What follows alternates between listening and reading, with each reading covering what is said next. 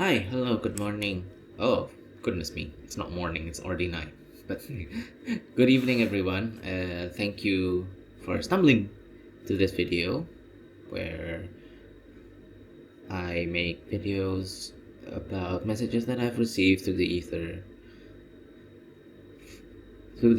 from the Akasha by yoga. Now, I had a few signals about what is going to be downloaded into today's video, but those signals kind of changed quite a few times, especially the past 2 days. But yesterday, the leading up to the day where I was making this video, I got news that my little brother just got measles, and this is especially during a time where there's a quite small but prevalent measles susceptibility in my country, and the origins of which is due to certain people that refuse to be vaccinated against measles, and they just spread it like such. So the moment I heard that news, as I was like preparing for a weekend trip starting tomorrow, it just completely threw me off balance, and I was disoriented. My feelings were disoriented, and I had to take care of him remotely, financially for the most part, helping with whatever I can to make sure that his recovery process is as smooth as possible, as frictionless as possible. And along the way today, as I was trying to process what had happened and process what I had to do, I had that streak of, goosebumps that I have to make something about. Resilience during adversity. Resilience to adversity. And that's gonna be the topic of this video. And I know I've already talked a bit already about the context behind what had transpired. But for me personally, the way I address adversities was kind of a highly sensory thing. I could feel it in my bones. Like, I guess all that adagis still persist because of how factual they sometimes can be. So, in this particular adversity, just felt like there was a big reset button that, like, there's not exactly reset, but like an autopilot button that caused me to just full on standby and monitor the situation thoroughly with discarding, the feelings of anxiety and panic. But it's only after then that the residuals of those exact feeling like show up, crack up like bubbles, gradually, like how you would imagine like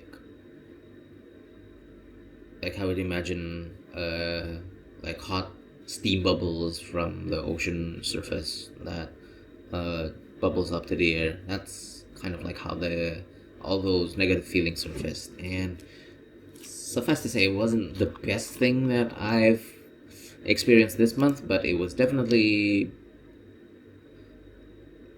much better than if I would have been in a similar situation a decade ago. So I'm just glad that I can process it in less than 48 hours, and with just little residual remaining, enough to keep me on my toes.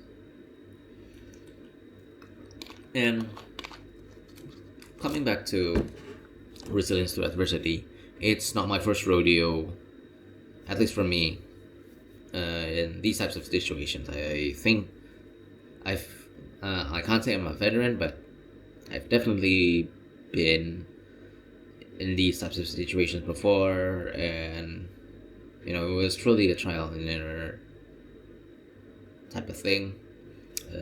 Like completely crashing out and then slowly locking back in. But those eventually, that cycle of crashing out and locking in eventually circled faster and looped faster each passing year. And I've come to this point in life where I suppose that the timing is right and ready to be able for me to share my thoughts and feelings and experiences about this. And I guess the whole point of bringing this topic of resilience through adversity is that it is how you carry the light inside of you, right? The light that you shine through this world cannot be properly disseminated outwards unless you know how it feels to survive in total darkness, holding the light that you have inside you, however small, and trying to get back on your feet, walking towards the light at the end of the tunnel to resolve whatever was causing that darkness, right? So that resilience really is a proof that the light you're carrying is meant to be is meant to be disseminated outwards. It isn't there within you, and it isn't just a set of instructions to just like shine the light to others per se. If you have not really felt it in your bones, how it's like to try and carry that light. Being resilient through many cases of adversity throughout your years, throughout your formative years even. And each person has a different. I have my own stories, to be honest. And it's... oh, wow, it's starting to pile up into me, and just sort of pause there for a moment and breathe. But the thing is, you know that you've had those kinds of experiences, and yet you still actively choose to carry that light within you and even shine it outwards for other people to see and to receive the light that some people may need it the most. So I guess the amount it's not so I guess it's not just about the amount or the intensity of those adversities, it's what you get from them, the meaning that you have taken from them and applied it to the next time you face similar types of challenges and adversities. And the more you build that, the more resilient you become. The more resilient you become, the better and the brighter the light that you carry becomes. Because let's face it, the reality is not every human living on this world or have lived in this world is meant to carry that light.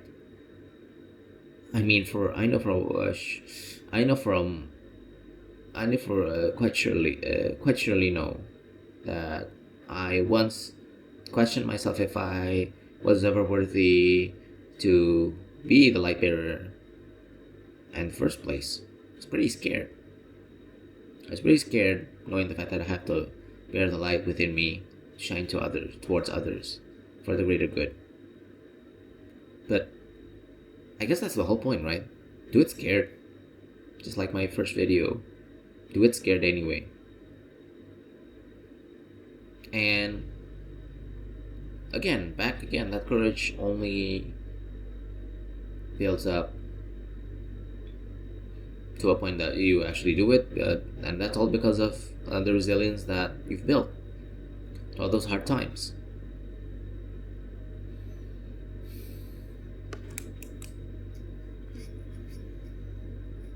This makes me extrapolate or think ahead that there will probably be worse things that I might have to experience as a result of shining a brighter light each and every day. But you know what's funny? 10 years ago, I didn't, that exact thought of like having to face the music, face the eventual music, of having the thought of having to face the eventual cosmic music of like I have to see myself going through harder adversities that I have to go through, that I'm going through right now.